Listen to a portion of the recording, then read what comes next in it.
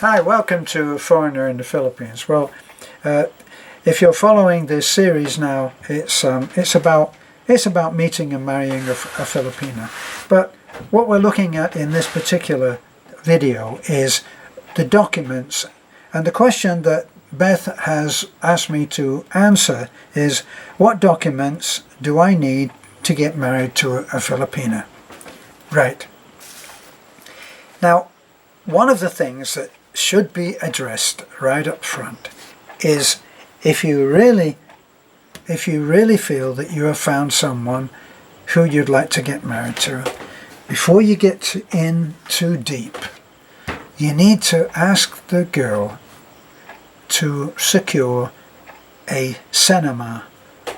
Now, Cenoma, I believe, is spelled C-E-N-O-M-A, and it's a document that's issued by the government, by, let me see, the NSO, I think. But you need to get that document and you need to see it, because it confirms that the lady that you are interested in is not married. So it's a certificate of being single. You need to get that. So that's one of the things that you need to do. Given that you have that, you are now ready to go.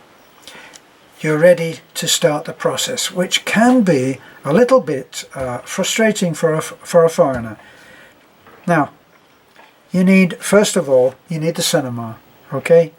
The lady needs to have a birth certificate.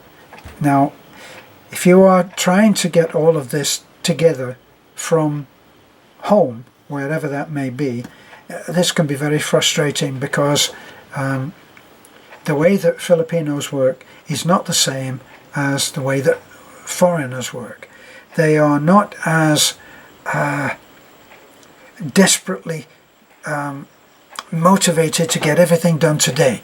So it may be that you will end up getting frustrated and say, well, you said you would get the Cenoma, why haven't you done that? Well, because my mother had to go and get her pension sorted out, and then I also had to go and visit my aunt, who's on another island. There'll be all kinds of, and there'll be valid reasons, there'll be the true reasons, if she's not married. Okay, if she's married, then of course there'll just be a smoke screen, and you'll have to deal with that too. But you don't go any further until you see the Cenoma. All right, and it needs to be notarized and official, and gotten to you in whatever way you decide. So then you need the birth certificate. So these are two documents that you need. Now, for you as a foreigner, for you to marry a Filipina, you need your divorce. If you are single, then that's fine. But if you are divorced, and probably we're talking about someone who would be divorced now, but just in case, if you're single and have never been married, then you need to get onto the next document. But if you've been divorced, don't do what I did and just get a certificate of divorce from the court. Even though it's the official US document from the US court, it will not be accepted, or certainly mine was not. So I presented the official document, a certificate showing that I was divorced and what the date was, and that it was final, and so on. And they said, no, this is not enough. We need to see the decree nisi. I always have difficulty pronouncing that. It seems a strange word, but the decree nisi. That's the whole thing. So whatever the court issued you at that time, you need to bring that little sheaf of documents, with page 1 to page 5 or whatever it is, and bring the whole thing with you and have it notarized or whatever. Go overboard in having this, because if you've got to send back to the States to get it, it's going to cost you a ton of money. Right, so the divorce. You need your birth certificate. You need your passport. your passport in order to come here must have 6 months at least to run on it. Okay, so passport. Now, you also need to go for a document to the US Embassy, which is, when I did it, was $50 US. And you pay your $50 and you tell them that this is your, you want your clearance from the US, saying that you had not just escaped from Sing Sing or San Quentin or another US government resort of sorts. So you need to say something. This is an honest man. It's very simple. They don't immediately send off a detective or someone from the FBI to check up on your neighbours. It's done in about an hour or an hour and a half. They give you a number, tell you to go, and then I think you pay your $50 straight away, and then they say, go and sit down. You go sit down and they call out your name in due time. You go in and they give you the document. And it's as simple as that. So you present that document. So that's your US clearance. Now, you also need to go to a marriage seminar. And this marriage seminar, you may end up waiting 2 hours for them to arrive in order to be able to give the seminar. But the seminar takes probably about an hour. So it's not too painful. It's given by a couple of people. A man, when I went, a man spoke for a little while, and a woman spoke for a little while. And you may have to do also, let me see, you may have to do a questionnaire of about, I think, 100 or 200 questions, which are multiple choice and have incredibly in-depth questions that you have to answer with the suggested correct answer. So one of them would be, what would happen, what would you do if your wife didn't want to have sex with you that night? And one of the suggestions was, go and watch the television. See, it's important stuff. So that's what you need to do to get married. You need to book a judge. If you're in a small town like Talabon, you can go to the mayor's office, and the mayor, depending on whether he was in the process of trying to be re-elected again, may make a very nice effort to make it a pleasant ceremony.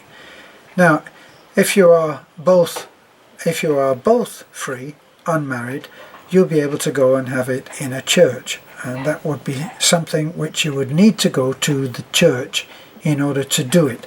So if you are not, I'm thinking about the Catholic faith, if you are not actually a Catholic, I'm sure that you probably would have to say that you would convert. I think that that's what happened with my own parents, even in Manchester all that time ago. So that's what you need to do. You need your documents, you need to go and present them, you need to fill in the forms that they'll give you and help you through. They're all very nice, but there's long waiting times here. Okay, so it can take time. You might have to try to find where the judge is that's going to marry you, or if you go through and have a wedding with a pastor, that will be another thing.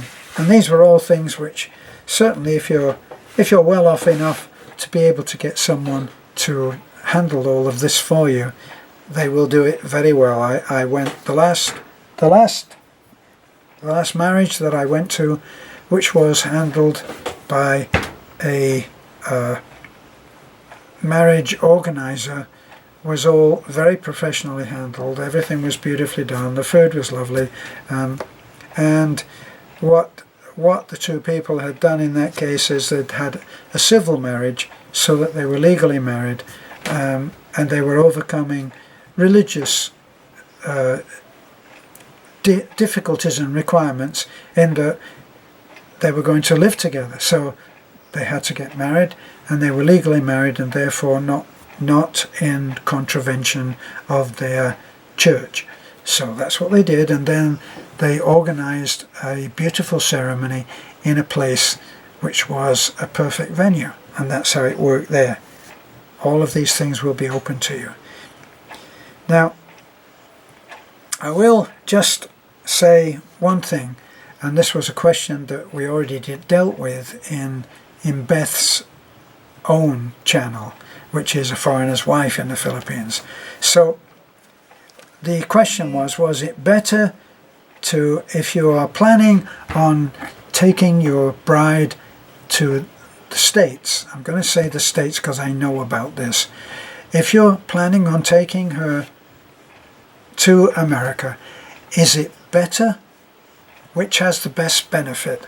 Is it better to go on a Philippine, is it better to go after you have married here in the Philippines, or is it better to go on a fiancé visa? If speed is of the importance, in other words, do you want to be joined quickly, then the fiancé visa is faster than the wife visa. That's it. But in the case of getting married in the Philippines, which would be a totally different thing to getting married when your wife has joined you in America, say, she would not have the benefit in America of all of her family being able to see her go down the aisle. And that may be something for which you are prepared to wait. That will be up to you. Okay, so thanks for looking in. This is one in a series of what you have to do when you have chosen a marriage with a Filipina. We'll be trying to look at some of the questions that come up on this that we see on our channel. Bye for now. Don't forget to subscribe, and don't forget to share if you think that this is something that a friend might benefit from. Bye for now.